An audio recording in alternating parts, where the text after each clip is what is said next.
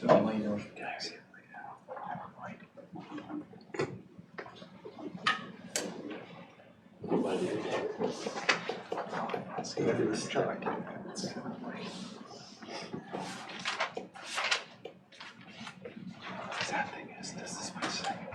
evening and welcome to the regular meeting of the Lakewood Local Board of Education. The community is welcome to our board meeting. This meeting is a meeting of the Board of Education in public for the purpose of conducting school district business and is not to be considered a public community meeting. There is a time for public participation during the meeting, and you are invited to make comments on items that appear on the agenda during the first public comments portion of the agenda, and to make comments on non-agenda items during the second public comment portion. We would ask that you hold your comments to 3 minutes.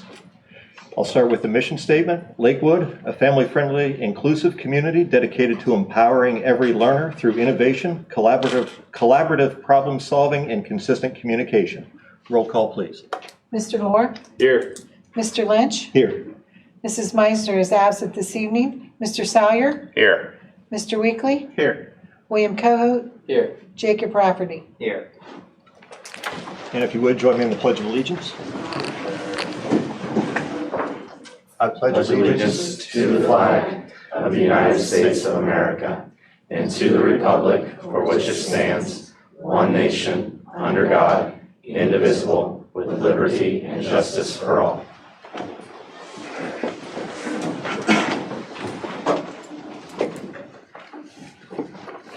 Dr. Gleichoff, are there any additions or deletions to the agenda, to your agenda? In the superintendent's report, we do have a few. Under letter I, we've added an additional volunteer coach for approval for this year, and we've added a letter L approving the retirement of a supervisory staff member. That's what I have at this time. Thank you. Oh, and also in letter B, looking at the wrong agenda, I also have an additional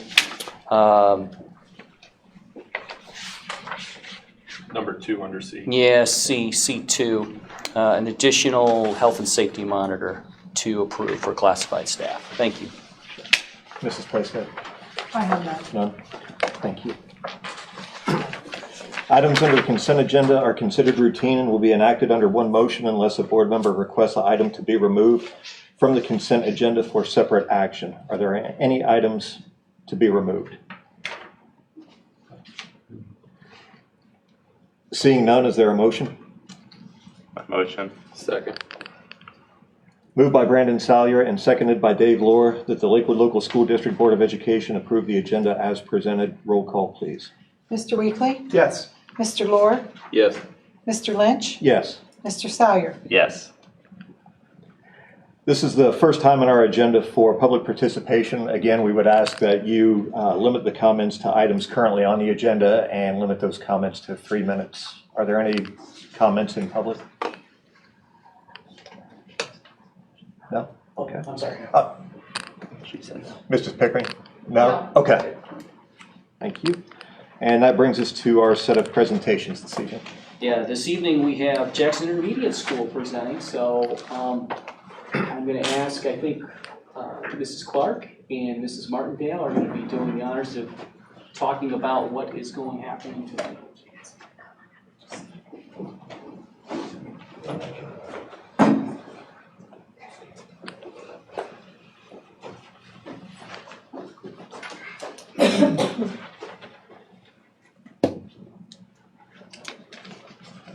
Well, thank you for having us, and it's very fitting that we are here today because it is National STEM Day. So we are excited to talk to you about our STEM club at Jackson. So we do have a 5th grade STEM club. They meet once a week, and today we have Emily Evans, I'm gonna wave, Brooklyn Ward, Gabe Chenault, Zachary Davis, and Ben Miller. And then our lead teacher for the club is Miss Clark, and Miss Manter is helping her this year. So just quickly, I think it's important to talk about STEM. We know stands for science, technology, engineering, and math, and we really want to create an aptitude for our students in that because we know of what careers are out there, and there's a shortage in those. But we also know that it's much more than that, and so we like to think that STEM stands for strategies that engage minds. So while we do focus a lot on engineering challenges in the club, we really focus on those 21st century skills that are going to help them succeed in any job. So lots of teamwork, collaboration, problem solving, and creativity. And when we talk about, we talked about what is it, why, we know that there's lots of things out there. We've heard from colleges and careers that all of these things are what they're looking for in the future workforce. So being able to adapt, that grit and resilience, if something doesn't work, being able to try again. I think you'll hear from the kids about teamwork, creativity, and hands-on learning. And if you also look at our Lancer Pride initiatives, all of these things are also things that they have to do when they're working in a team. They have to be positive, they have to be respectful, and definitely determined and engaged in the work. We also use design thinking as we're building, working through our challenges. So they do lots of brainstorming, lots of planning, prototyping and building, and things don't always work the first time, do they? So we have to go back to the drawing board and try again. And then very important is sharing our work with others. So throughout the course of the year, we do lots of challenges that focus on different fields of engineering and science. So we brought one of them tonight that had to do with building an earthquake-proof building. So Ben, you want to tell them what you had to do? Oh, in this world, there's a bunch of buildings, pizza, hotels, houses, and not all of them are completely built by immediately. They have to be tested for natural disasters like tornadoes and earthquakes, and we have to earthquake-proof them. So we try to replicate that into our hands with using toothpicks and clay, and we try to use it on the Shikaquan 5000 right there. Since we don't have an earthquake in Ohio, we had to build an earthquake, right? So I'm afraid to tilt it, but we have the Simuquake 3000, right, Ben? Simuquake 3000. Somebody want to show them how it works? Okay, Ben, go ahead and show them. So we brought two models for you. We put our model on here. Strap it in.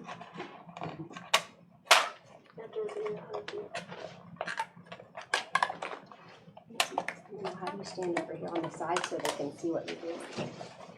Okay. Tilt it. How many times did you guys have to try this till you got it right? Probably our team, we probably did it 3 times. First, we started out with like this, what do you call it? Like this circus thing. Okay. And then after that, we tried to just draw a blob, and of course that failed. And then we started off with this. And I think that's one of the important things, with education in general, but especially in STEM, we teach them fail fast, succeed sooner. So this was just one of the models. Do we want to talk about this one from the other team? You want to show them how it stood up?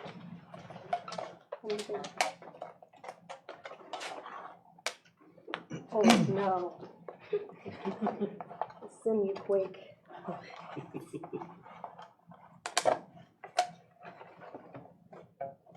So this one, it took a few tries because of the structure. At first we had too much clay on it, so it made it collapse and it didn't stay up, and we thought that we needed more clay, so that kept on falling. And then Ms. Clark told us that it just needed less clay because of the weight.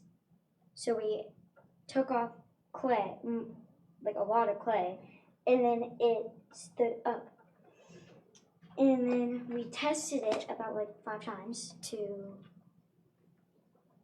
improve and make it better. So that's what I have. Thank you. So this, like I said, was one of the things. Gabe, do you want to tell them one other thing that you did this year that we didn't bring? We did bridges, fences for the scared carrot, Okay. and we did buildings. So you built bridges, you built fences, and then the towers. And what'd you work on today? Somebody want to tell me? Okay. Mousetrap race cars. Oh, a mousetrap race car. Okay. What do you have to do with that? So you basically only get 2 sticks, 2 straws, and some cardboard, and then you try to build a car out of it. Okay. Maybe you can take some video and send it so you can show them how that turns out. Does that sound good? You also need a mousetrap. Oh, and a mousetrap. Very good. So these are just, like I said, the ones that we brought of our prototypes. And we didn't want to bring, well, we did want to bring the whole entire club, but we didn't want you to have a totally packed house. So we asked some of the other kids what their favorite things were about STEM Club. So you could read those there.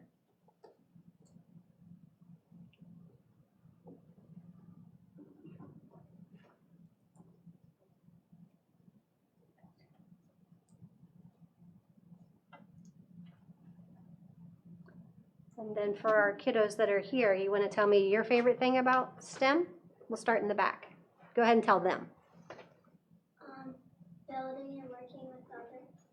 Ben, go ahead and tell them what your favorite thing is. My favorite part is when I grow up, I want to be a YouTuber. So importance, I need to smart. Okay, so it's helping you think. Think, brain is the key. Okay, I love it. All right, Gabe, what's your favorite? You don't know how to build stuff, but now you keep learning it. Okay.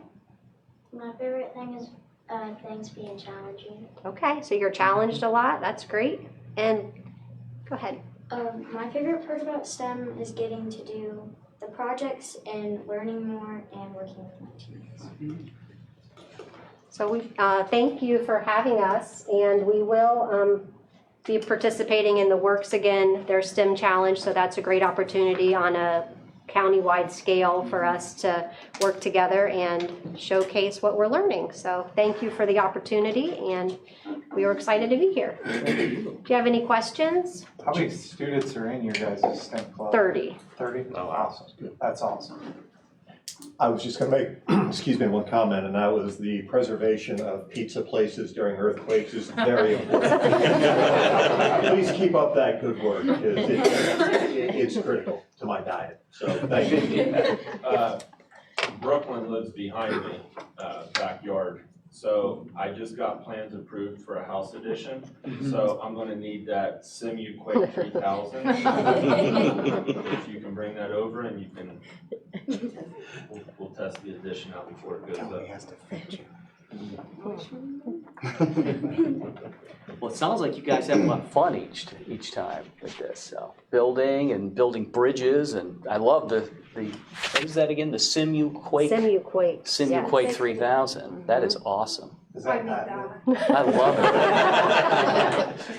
Good work, Miss Clark. Love it. Thank you very much. Yeah. No, thanks for coming in and sharing that. I love it, and thanks parents for taking the time to come in and have your kids show this. This is great, and thank you, Mrs. Martindale. Much appreciated. Thank you. All right. Yeah, thank you.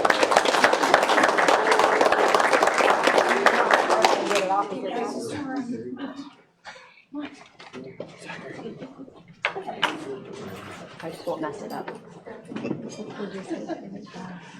Slideshow. Okay, so we look at this one.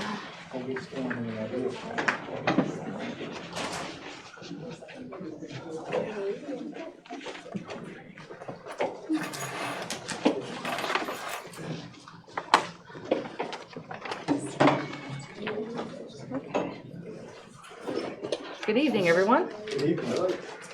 My presentation this evening is on our 22-23 report card. We'll be talking a little bit about that this evening and making some comparisons to our report card from last year, the 21-22.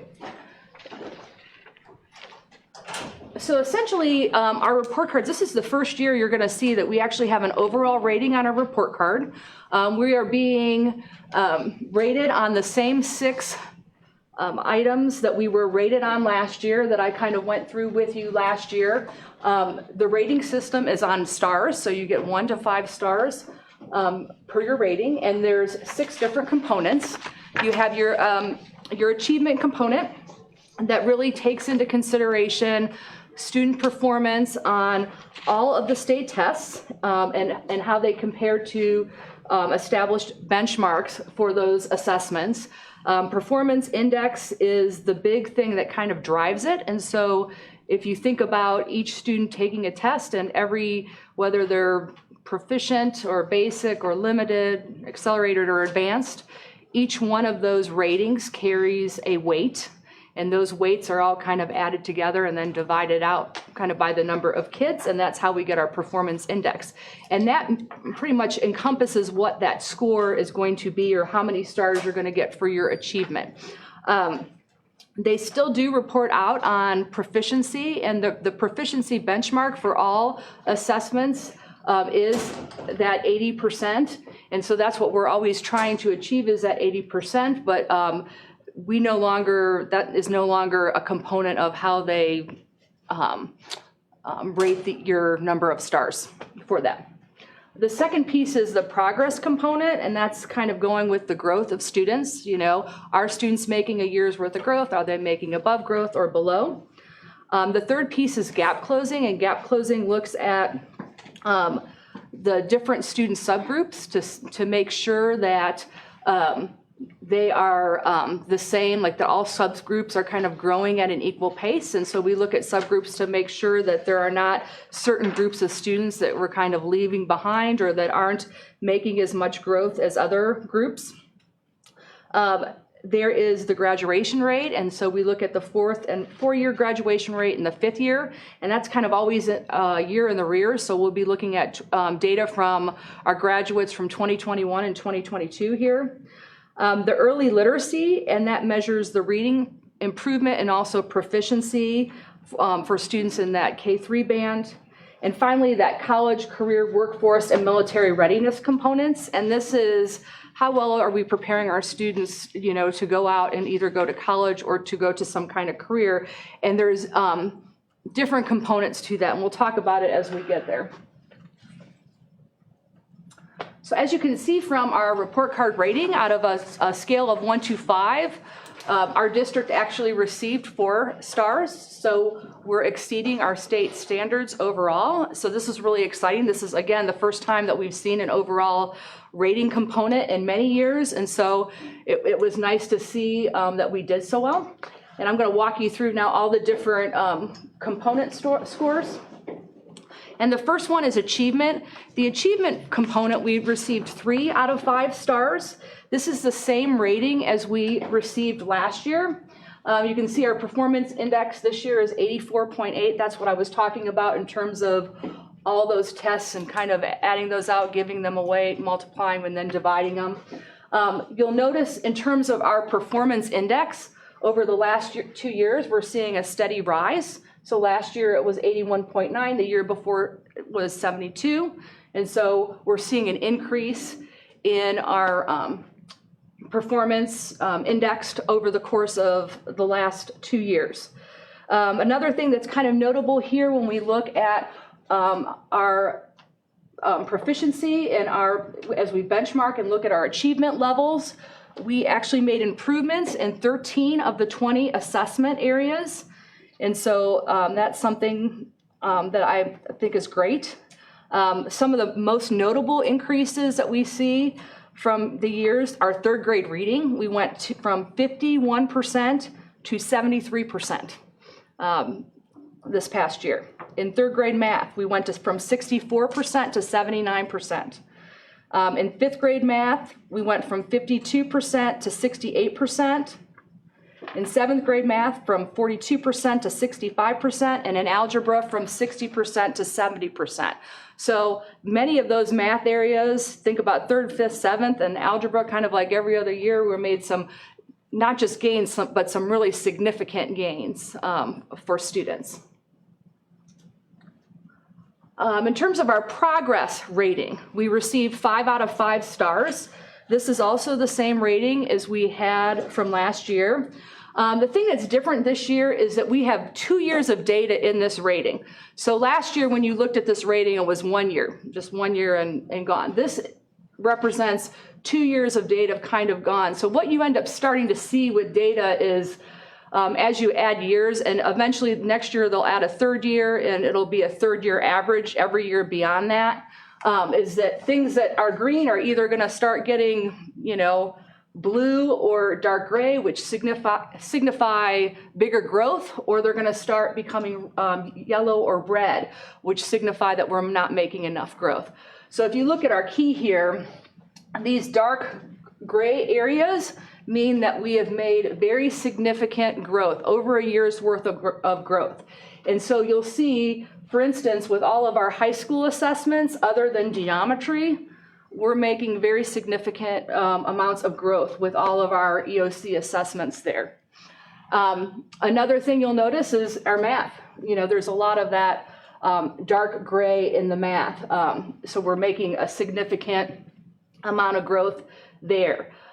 Some of the things that we've noticed obviously different this year than last year is in 5th and 8th grade science. We're seeing some deficiencies. So we did not make a year's worth of growth in our 5th and 8th grade science assessments, although we did in biology. And then in the 8th grade, English language arts and geometry. So those are areas that we're going to need to do some additional study in terms of, what are the reasons and why aren't we making the growths in that area. Trying to think if there's any other notes that I wanted to share there. So in terms of gap closing, if we go to gap closing, our rating is down slightly from 5 stars last year to 4 stars this year. And if you remember with the gap closing, that's looking at all those student subgroups and whether or not they've made growth and whether or not they've had good achievement scores compared to other subgroups. The interesting thing about this, and I think people have asked me about this before, is this metric is always changing. So this has changed from last year, and every year it gets more difficult. So this red dot on your page signifies what the target was. And so for instance, if I look at all students, that's kind of that purple one, the second line, 82.8% of all students, they wanted to see make the achievement score, and we beat that there overall. For the math, we had 82.6, so this was their achievement score here. And so what I'm trying to say is in most of those areas, we're finding that not only in achievement, but also in growth, we are making what the state considers adequate progress for our different subgroups. You'll notice the students with disabilities subgroups is one that is kind of lagging behind some of the other subgroups that we have. Although with the math achievement and also with the math growth, we're making as much or more growth or achievement than they would anticipate us making with that. The graduation subrate, one area, the students with disabilities is an area that we're going to have to work towards because our target was 73.1%, and we didn't make that target here with the students in terms of those graduating. So some of the things also to note in this gap closing rating is our chronic absenteeism rate. Last year, that rate was 33.1%. This past year it was 21.5%. So we made some significant gains in terms of that absenteeism, in terms of curbing that absenteeism. So that's a positive for us. In terms of our gifted data, our value added rating was 5 stars, meaning our students made a lot of growth, and we met that indicator. However, we did not meet the performance index indicator, which we did not last year either. And that represents like all the different tests those kids take. And really it needed to be closer to 120 in order for us to meet that indicator. That means we had some students that were scoring that are identified gifted that were scoring maybe proficient or basic rather than scoring in the accelerated or advanced categories. The other thing that we didn't meet that we met last year was this gifted identification and services met. And that metric changed 10%. So we had to have 10, it went from having, I think, 70% to 80% of students that were identified had to have services. And so we met that last year, but we didn't this year because they changed the metric. And it became higher. So those are some of the things, you kind of have some of those moving targets sometimes that you're trying to work with. This next piece is our graduation rate. And our rating in the graduation rate for our four-year class of 2022. You can see with our four-year graduation rate for 2022 is like 89%. And then our five-year graduation rate is about 91.5%. Or I'm sorry, 92.5%. You can see this, again, it's always a year in the rears. You'll notice in 2020, we have that kind of, this upward kind of trend there, and that was the COVID year. And so if you'll remember with the COVID year, they were a little more lax on the requirements for graduation, and so that's where we had a rise in that, but now we're starting to see a more normal curve. I will tell you that last year's data that we have that's not reflected in this year's report card is higher than 89.9% for 4-year and higher than 92.5 for 5 years. So next year we're going to see a trend up on our report card. We're lower than our similar districts, but we're still higher than the state average when it comes to the graduation rate.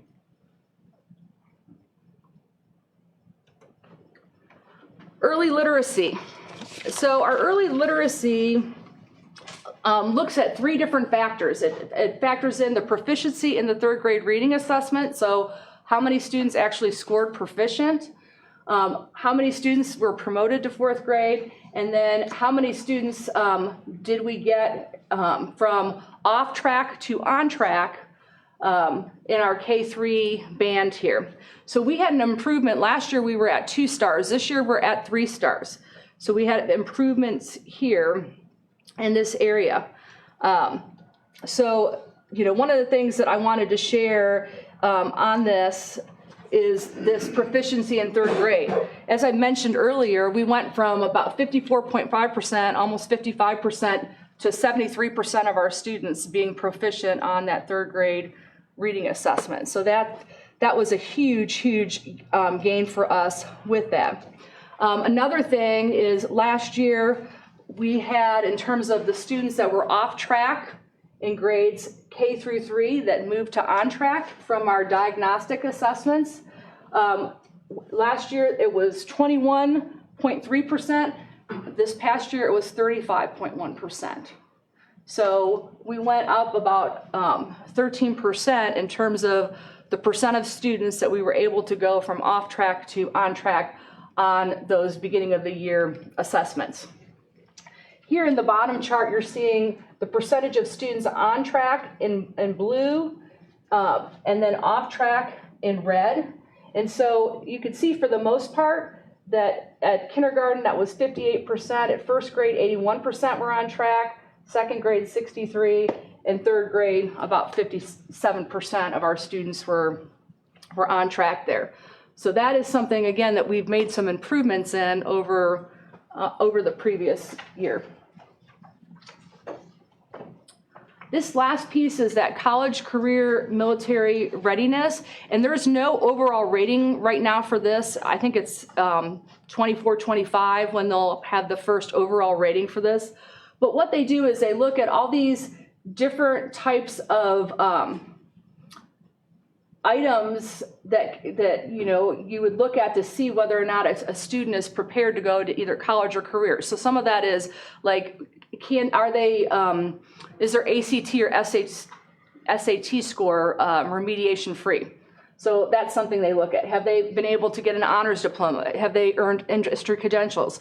Were they able to get an Ohio Means Job Readiness Seal? So all those kind of go into this metric here of what we have. Some of the things that, were kind of highlights for me, like for instance, industry credentials.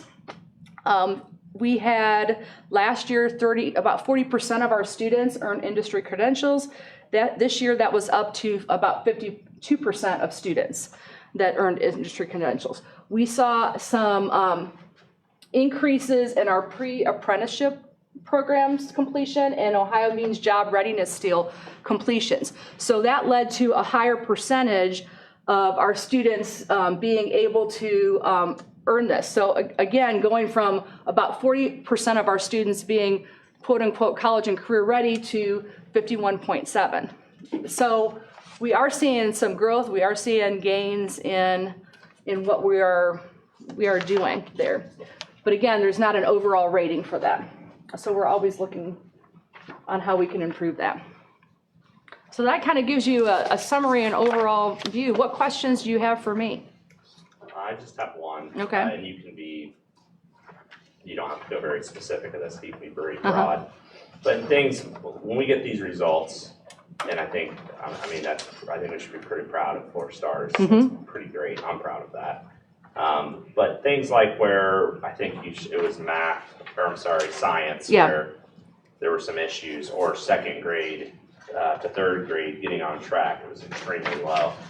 How do you or team of administrators then take this very valuable data and then install action plans, or whatever you call them, performance plans, and start to make impacts in those areas? And again, I know you could probably speak for an hour about that, but we start out, we'll look at data. I look at data with principals, with when you talk about science, D. Martindale obviously is really critical to our science program. And so we'll look at something like science, we'll look at that data and we'll see, okay, so we haven't made gains, we've gone backwards in science. So what is it that we need to do? And we start looking at, okay, so, what kind of professional development might we need for, teachers?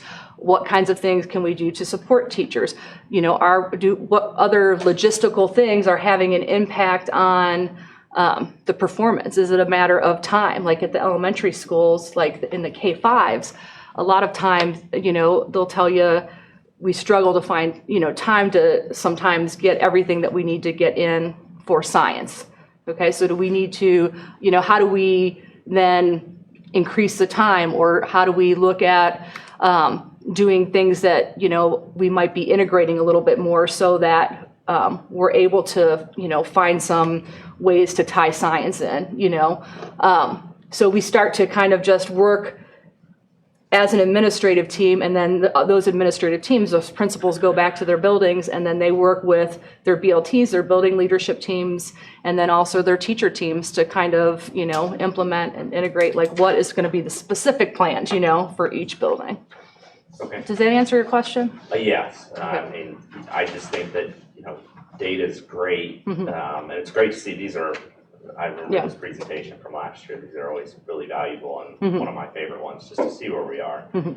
But if we don't do anything with it, which I know we are, and so it's just great to hear. And again, I know it could be hours that we could talk about this, but okay, as a parent, you might see the second grade math, and you may, or reading, like, what are we doing? Right. But it's just nice to hear how we're using that as well. So yes. I know on the national stage, there's a lot of concern with the math falling behind with schools throughout the country. But it's nice to see, and I know you have concerns with the geometry in the high school, but it's nice to see that we've not just made gains, but significant gains. Yes. To go against that narrative that's out there for the nation. So thank you for that. Sure.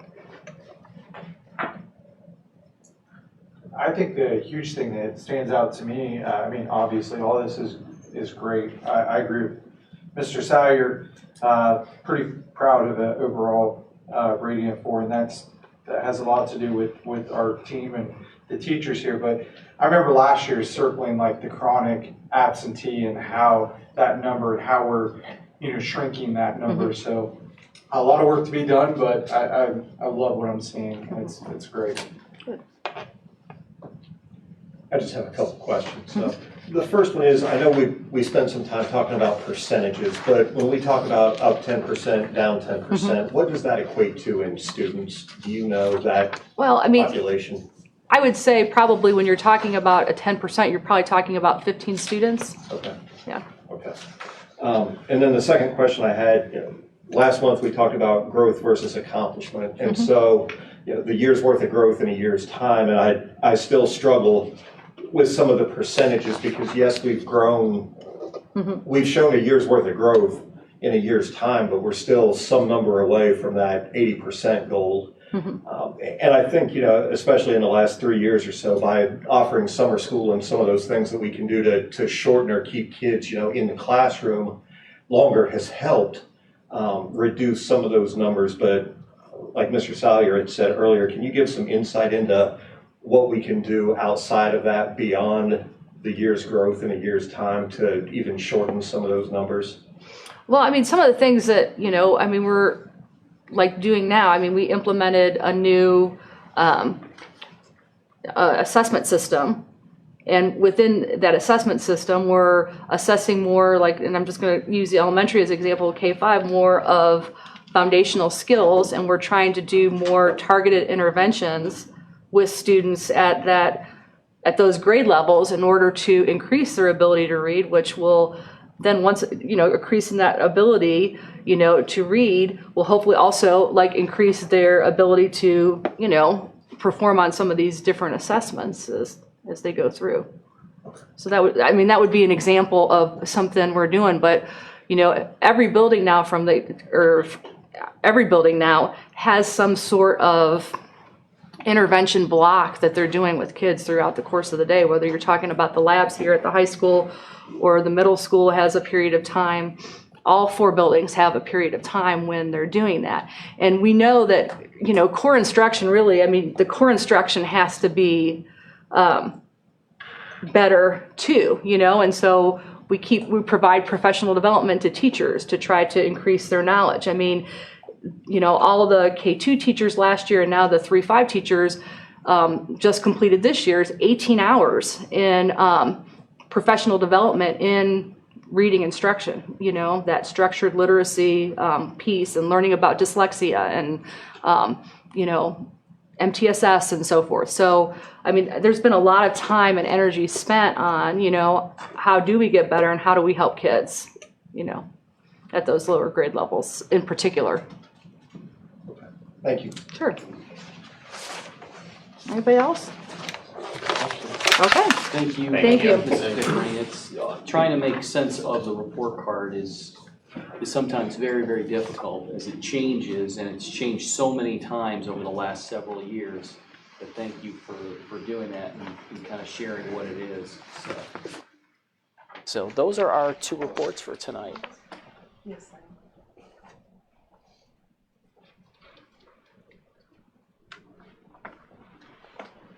Any comments from LTA? None? And Lace? Still none? Okay. And then we had a committee meeting from the Finance Committee, so an update or report there. So yeah, we met, Mr. Sager and I, Dr. Glykoff and Glenna, and we met and we discussed and looked over, I don't want to steal Glenna's thunder here in a minute, but we did look over the overall forecast, compared it from May of 2023 to now and where we're at as far as our 5-year forecast.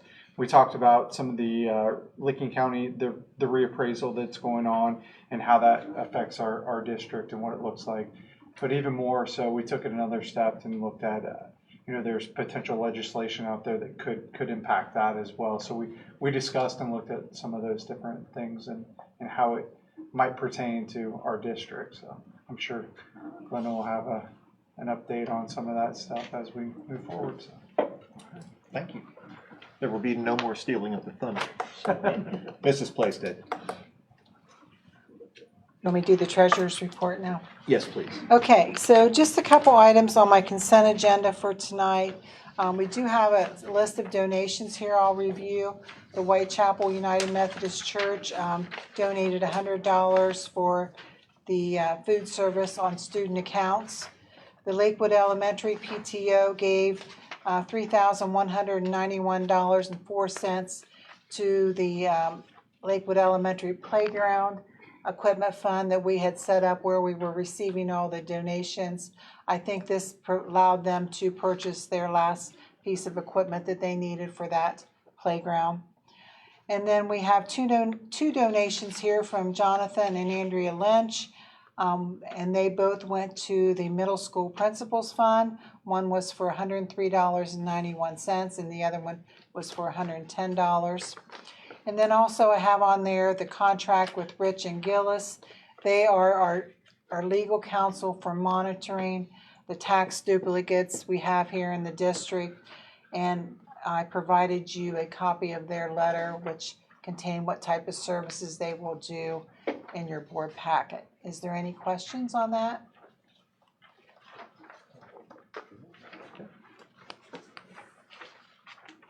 Is there a motion to accept the treasurer's report and consent agenda? I'll make the motion. Moved by Dave Lohr I'll second. and seconded by Brandon Salyer that the Lakewood Local School District Board of Education approve the treasurer's report and consent agenda items as presented. Roll call, please. Mr. Lohr? Yes. Mr. Lynch? Yes. Mr. Salyer? Yes. Mr. Weekly? Yes.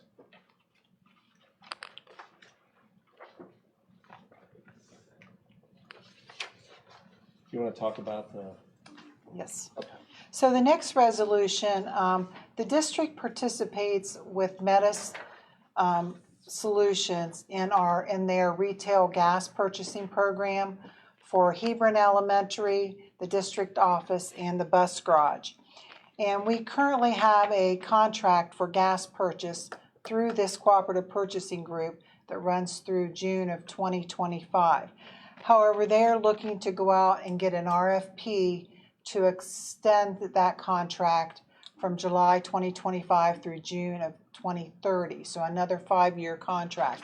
This is a resolution that authorizes Meta on our behalf to go out and seek that proposal and then use the best bid that they receive back, best and lowest bid, to get into a new contract for gas purchasing. Of course, we're going to be selling Hebron, so that building will no longer be part of this consortium,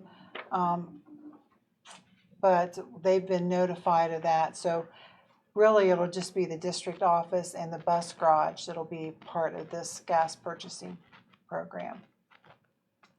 Is there any questions on that?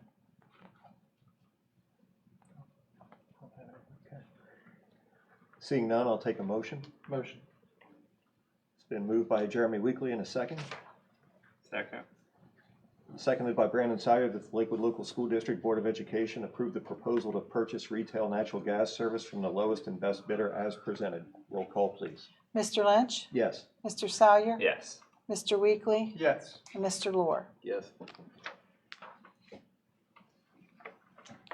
now the 5-year forecast.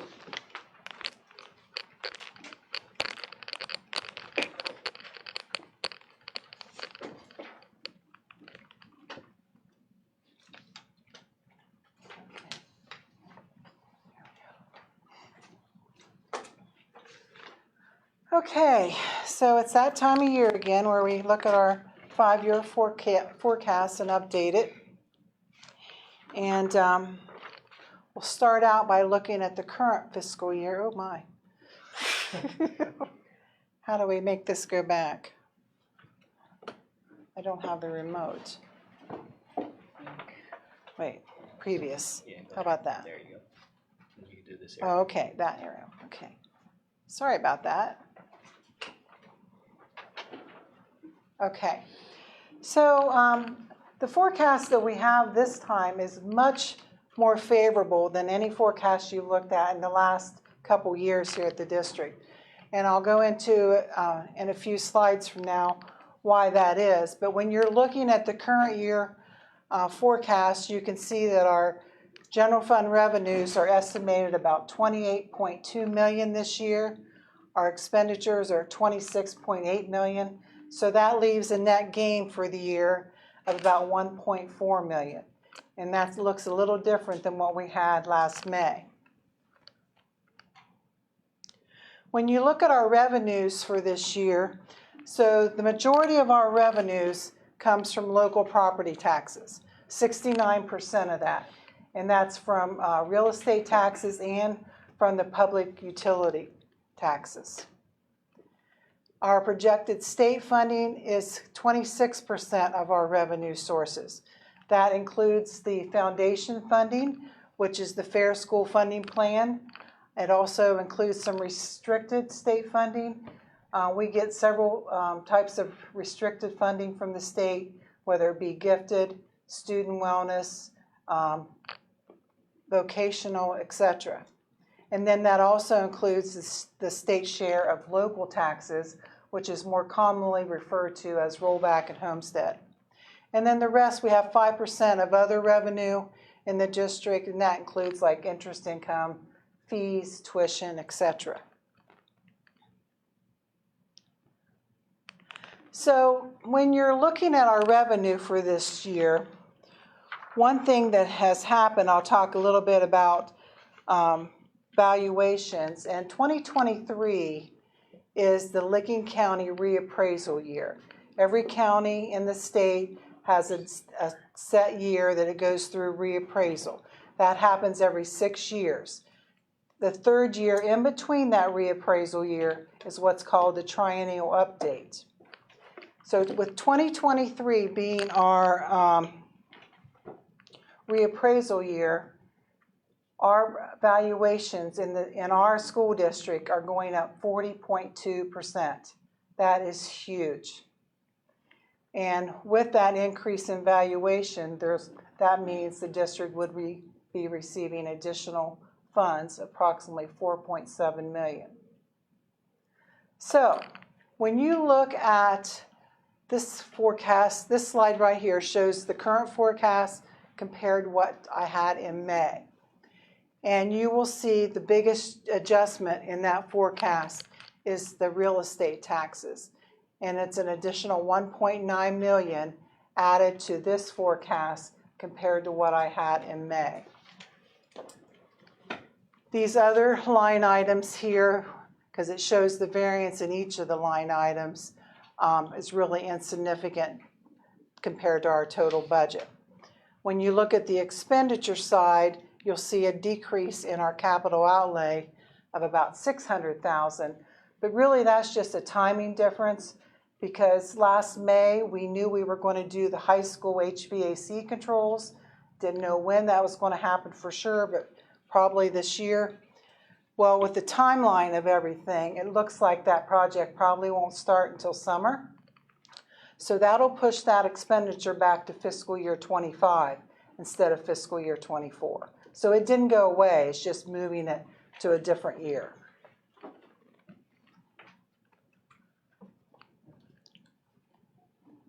So here is a slide which I found very interesting. It was part of my 5-year forecasting package. So you can see there, here's a 10-year period of Class 1 property values and the change that you can see every year in those values. Now, Class 1 property values includes residential and agricultural property. If you had Class 2 property, that includes commercial and industrial. But you can see out there in 2023 an increase for Class 1 of 43.86%. Now, back when we had our triennial update 3 years ago, because remember the triennial update falls on the third year between when you have the reappraisal. A lot of you might remember that we had a huge increase for a triennial update in 2020. That was over 20%. Now we're looking at about double that. And if you look at this also, it shows you that back in 2017, our last reappraisal update 6 years ago, we was at 8.8% increase in values. So pretty big difference which results in additional revenue.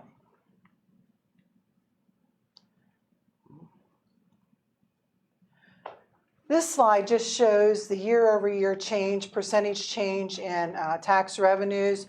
You can see we're in fiscal year 2024. You can see the spike in the revenues in 24 and 25. It kind of levels back out again. And then 2026 will be the triennial update again, so the taxes would go back up. But I do not have modeled any kind of increase falling in the 20 to 40% range when we get out to 2026. I think I have about 9% in there, which is more realistic because as I stand here today, I don't know what property values are going to do in 2026, and I definitely don't want to overstate the values or which would overstate the revenue. In looking at our current year expenditures, of course, our largest expense item is personnel at 77%. That's for salaries and benefits. 10% of our budget is for purchase services. That includes things like utilities, repairs and maintenance, insurance. And then all other expenditures is 13%. That would include supplies, capital outlay, transfers, and our debt service payments to the stadium, for the stadium.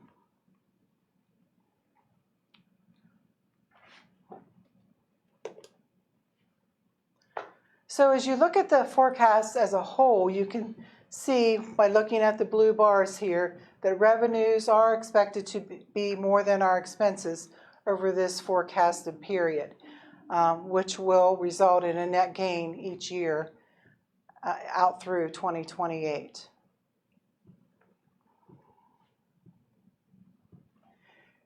This slide shows the annual change in revenues historically, and when we talk about historically, that's fiscal year 20 to 23. We had an increase in revenues of 1.8%, and then we're looking at a projected increase in revenues for the period 24 through 28 of 5.5%. And again, that would be due to the taxes. On the expense side, historically between 20 and 23, we had an increase of only 0.5%. We should all be very proud of that. We are. There's a lot of reasons for that. The big reason would be the ESSER funds. You know, we've been using ESSER funds where the expenditures were allowable for ESSERs. We've been paying them out of the ESSER grant versus paying them out of the general fund. We've also made, back in 21 and 22, we made some staffing reductions. And then also, as staff are leaving, more experienced staff, and when new staff are coming on, they're at a lower level, so their pay is a little less. So we have worked hard to keep that percentage down. But this is the last year for the ESSER money. So after this year, it's gone. All those expenses we've been paying out of that money will roll back into the general fund. So starting in fiscal year 25, that will happen. So we're looking at about a 4.9% increase in expenditures out from fiscal year 24 out through 28. So just a couple slides with demographics on it. This is enrollment. Of course, enrollment in our district has been on a declining mode for at least 20 plus years. But when you get out here, 22, 23, and 24. Now we're in fiscal year 24 right now. This is the October count for 24. I had to pause for a minute because you'll see that that number is right around that 1,590 student range. So what is that telling us? I'm not sure, but I kind of revised my estimated enrollment numbers moving forward just to level it out till we saw what happened. Because we know there's a lot of new housing coming into the district. We know Intel's coming. So what's that going to do for us? We don't know yet. So we'll just kind of wait and see. And by projecting that enrollment, it doesn't really affect anything because, you know, our enrollment is not included in our state foundation funding member because we're on a guarantee. This shows the per pupil expenditure. Last fiscal year, which would have been fiscal year 23, our per pupil expenditure was $16,051. For this year, we're estimating at $16,928. And of course, that number continues to go up each year because our expenses are going up and our enrollment number is just steady. Ms. Place, can you break it down as to what generates that 16,051 per pupil in 2023? Like what all, the busing cost, the teacher cost, Yes. right? So they would take the total expenditures out of the general fund, divided by our enrollment number. You should come up pretty close with that. So that would be all expenses. Salaries, benefits, purchase services, supplies. And then here also, how much does it cost daily to educate a student? It costs $94 a day. The next question would be how much of that is paid by the resident property owner in our district. So 48% is paid by a resident property owner. That's $45. So if anyone ever asked you that question, you can give them a ballpark answer. So one other thing before I conclude here, and Mr. Weekly had mentioned it.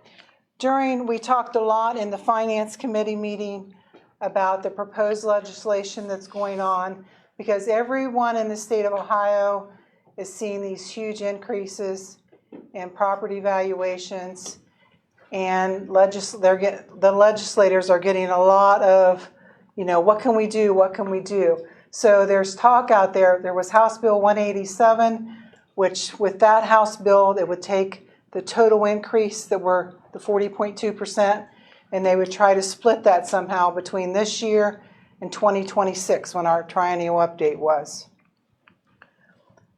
There's other talk out there about changing the millage floor. All school districts are at a 20 mil floor, and they want to reduce that and cap it for different districts. So needless to say, if any of those things happen with legislation, that's definitely going to affect what's being shown here, and it would be reduce the revenue that's being projected here. So if that would happen between now and the end of the year, then I will bring back a new forecast to you guys to review and approve. Is there any questions? As a school board member, I'm glad to see that boost in property evaluations was up. But as a homeowner, Yes. I helped boost that percentage up as mine was up over 40%. So I'm going to speak out of both sides of my mouth. Yes.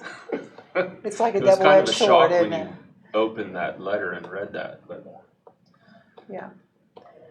And I think people maybe when they open their letters which showed their values, maybe they don't know what that's really going to cost them yet, but they'll be getting that bill here soon.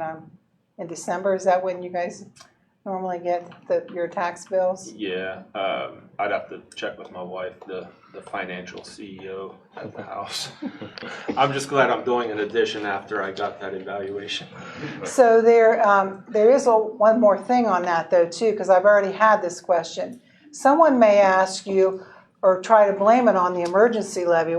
This increase in taxes is part of the emergency levy. No, it's not. With an emergency levy, we are collecting a fixed sum amount of money. In our case, it's $5,800,000. We're going to collect that each and every year of that emergency levy. No more, no less. So, for instance, in 2023, the taxpayers paid 10 mills to generate that $5.8 million. I just worked with the county auditor last week. That millage is going to drop to 7.1 for 2024. So people will be paying 7.1 mills to generate the 5.8 mills that's coming to us. So for any type of emergency levy, that's not part of this increase. And that's not why we would be paying, or taxpayers are paying more. Any other questions? Thank you. Wonderful work. Thank you. I think I can speak for all of us over there. We didn't know whether to be happy or what to do at that Yeah. point, so, yeah.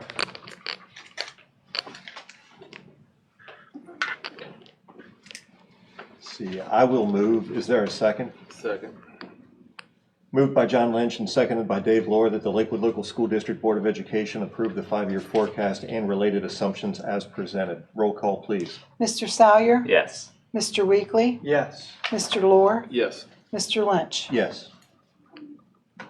And that brings us to the superintendent's consent agenda. All right, thank you, Mr. Lynch. Yeah, a few things first. I just want to give the SRO monthly report for October. I think we want to start with this, and we say goodbye to Deputy Harvey last month, and just this Monday, Deputy Caleb Brown began his work as our new SRO, so we welcome him to the Lakewood team. Our SROs were involved in facilitated many different safety trainings with our high school students and staff this past in October. They supervised a variety of school events this past month, from football games to learning with a loved one to the homecoming dance. So they're involved in things that are also outside the school day. And then, you know, if you recall, last month Mrs. Baker was here from the high school, and she was talking about the mock trials and so forth. Our SROs acted as bailiffs for that, and so they participated in that as well. So they've got a lot of activities that they've been involved with, you know, in and around our schools over the last month. A couple things I wanted to just make mention of as we go through is right now on Friday, we, as schools across the country, always recognize Veterans Day. And so on Friday, there's a lot of recognition for Veterans Day. There's one here. We have a breakfast here at the high school. I know there's assemblies at the middle school as well as the other schools. So it's a nice day. We bring, you know, a lot of the students invite veterans and their families to the event, and it becomes really a nice day to really celebrate the folks who have done a lot for our country and where we are today. Also this month, we have our high school play that is going to be coming up. So next Friday and Saturday, 12 Angry Jurors right here in our PAC. So getting excited about that, and I know that our students and Mrs. Fickle and the whole team have been working hard with that. So just a couple of reminders for folks on that. As I transition to the consent agenda, I'll go through these items. Letter B, this is the resignation of our Jackson Intermediate Intervention Specialist, Mr. Henry. Letter C, classified staff members. Again, we've got a needed bus driver as well as a health and safety monitor that we ask for your approval on. In letter D, which is certified subs, these are 2 additional teaching subs that were approved by the Licking Regional ESC prior to us approving tonight.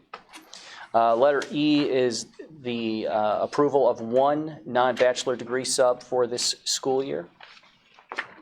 Letter F, these are 3 new classified substitutes for the use that we would use this school year.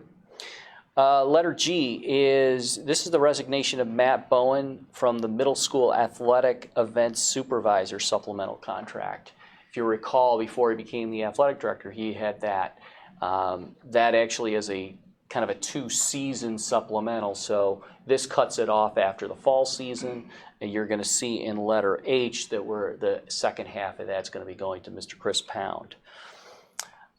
Which brings me to that approval. Letter H these are several winter coaching supplemental contracts for the upcoming season. Letter I is the recommendation of 2 volunteer coaches for this winter season. Letter J, there's 2 classified staff members who are requesting unpaid leave of absences that we ask for.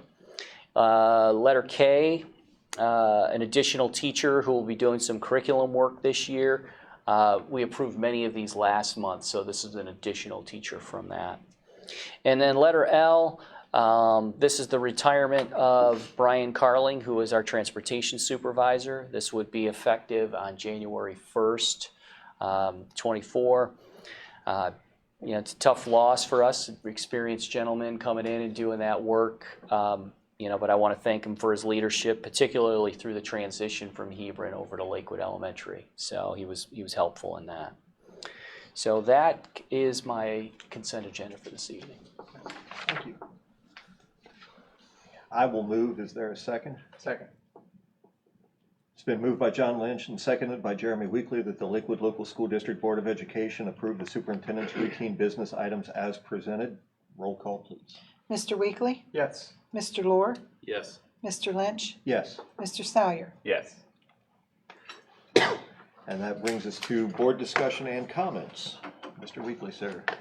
First, I want to publicly thank all the voters out there that supported me yesterday in voting for me, and excited to serve another my first 4 years, first full term. So I'm looking forward to that. Dr. Glykoff stole my thunder on the drama production coming up. And, the STEM presentation tonight was excellent, and you hear so many great things about our STEM programs. We've had friends that have come from other districts, and they've just applauded the work that we have with our STEM programs at all levels. So that's awesome. It's amazing. Like, we got 30 kids in that club. That's awesome. Report card, again, I already kind of touched on that. Still excellent. A lot of work to be done, but we're moving in the right direction, and I love to see that. Wanted to thank Mr. Carling for his time here at Lakewood and his help, especially in the transition. Like Dr. Glykoff said, I know he was instrumental in the helping out with the routing of parents and pickups and busing and everything like that. I know I had the opportunity to listen on a bus radio in the band truck, and that beginning of the year was pretty hectic, and they held it together and worked really hard, and that has a lot to do with him.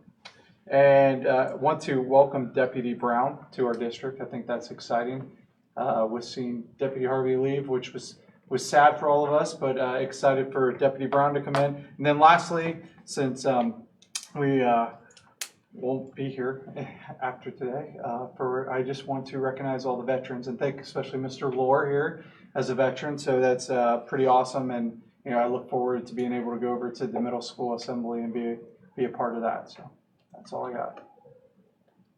Mr. Lohr. It's always beneficial to go first. I just gotta say, because everything's like on repeat at this point. No, the STEM presentation with Mrs. Clark and Miss Martindale, one thing Jeremy whispered to me, he goes, just the well-spokenness that the kids have when they do presentations. Tonight, the group of kids did very well. And the other presentations we get from the various schools when they come in, the classes and whatnot. It always, I don't know if we're picking the best fruit out of that group or what, but every group is well spoken. So, that's kudos to the parents, kudos to the teachers, and especially kudos to Emily, Brooklyn, Gabe, Zach, and Ben tonight. So thank you for that presentation. And yes, Deputy Caleb Brown, we want to welcome him to the district. I'm sure he'll be able to fit right in like our other deputies have, and improve on the foundation that the other ones have set before him. I was talking to a board member from another district the other day. They had some questions of how we do things and operate, and kind of what they were missing in their district. And I was bragging about Miss Pickering, some of her presentations that she gives, and just the information that she brings. And it's the same with Miss Plaisted too. So I thank you both every time you guys give presentations. Or ladies, sorry, don't want to offend anybody there. But just the presentations and the information you bring to the community, the way you're able to break it down, and I just really appreciate it. So thank you both for the knowledge that you bring and the information. And yes, thank you for that recognition. Before Veterans Day on Saturday, it is the Marine Corps birthday on Friday. So just for everybody, that is the next national holiday. So unfortunately, I have prior commitment on Friday morning. But yes, thank you to all the veterans out there, to all the service members.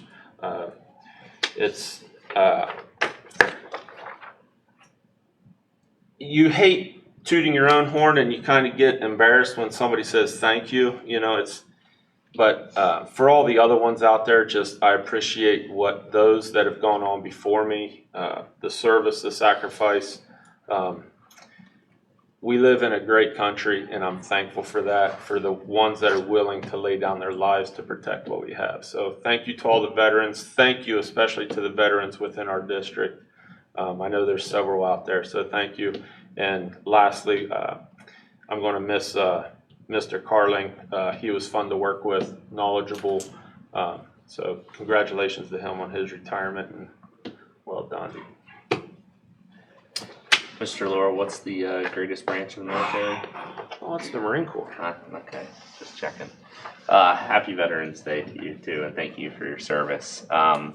I'm going to be quick because I don't want to repeat everything, but just really proud to be a part of this school with the 4-star rating and just the continued improvement. And so just thank you to the administration, the entire staff, as we continue to set standards here at Lakewood. So just really proud of that. Thank you to Mrs. Clark and the students from the STEM club. That was really exciting. I knew a couple of them, so I got some pictures and videos to send to their parents, so that was great.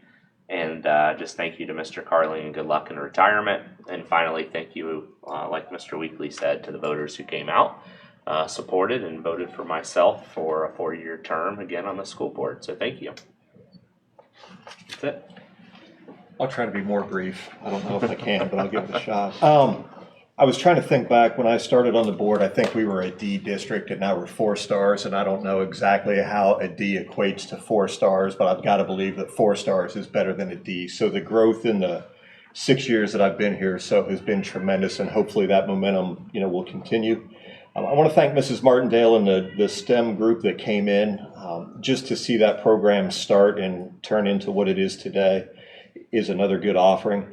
Mrs. Pickering talked about reading and improving reading, and I think we spend a lot of time, or at least I do, talking about transferable skills. So public speaking being one of those.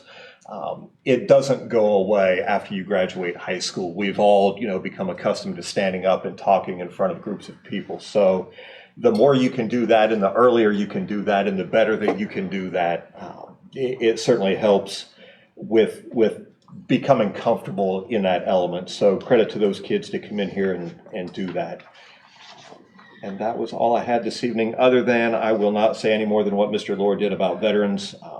It was well said by a veteran, and I will leave it at that. So thank you. And with that, student comments. Jacob, we're going to coin flip. Who's going first? Yeah, I can go first. Okay.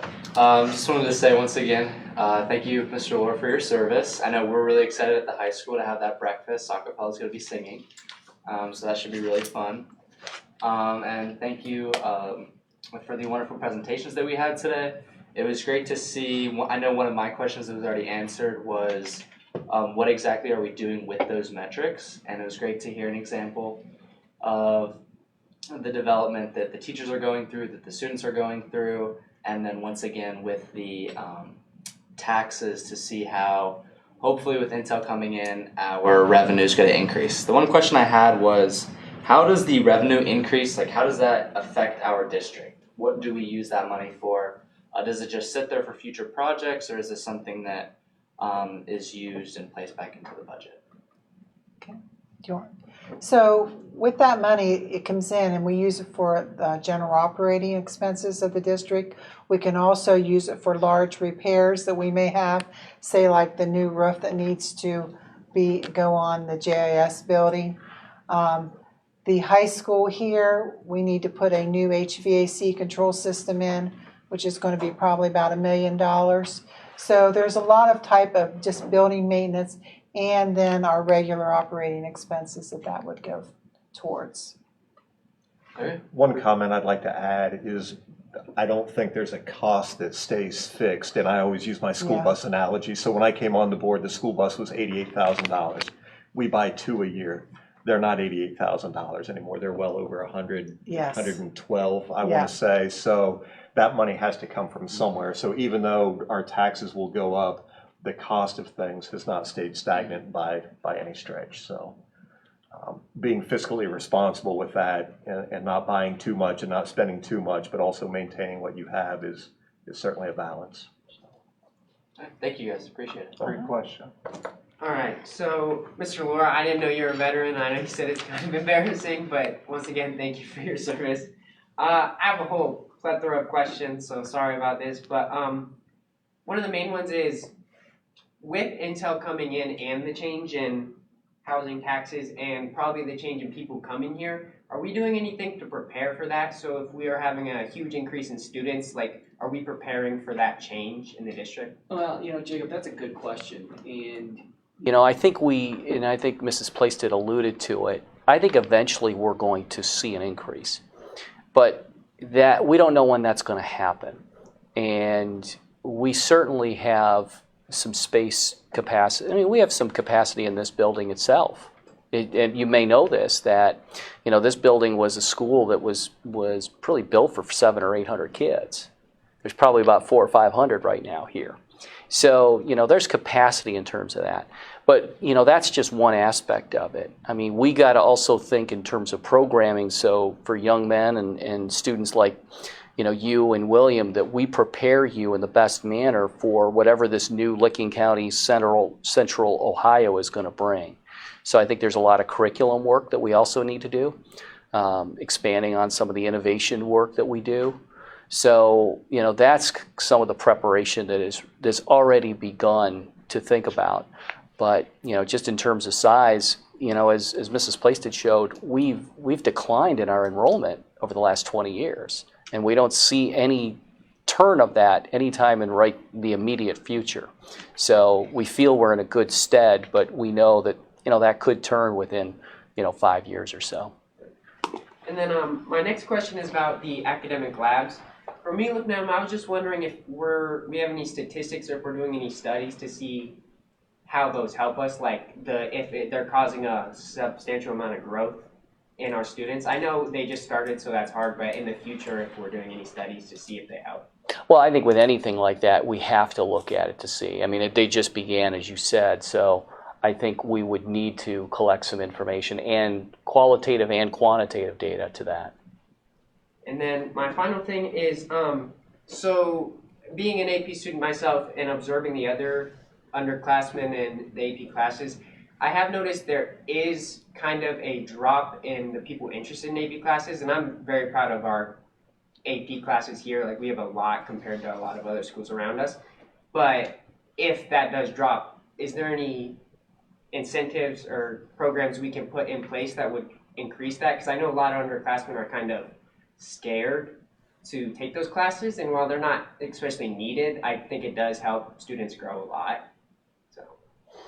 Well, that's a great question. I think that's one that, I'd like to dig in a little bit more with you and other current AP students.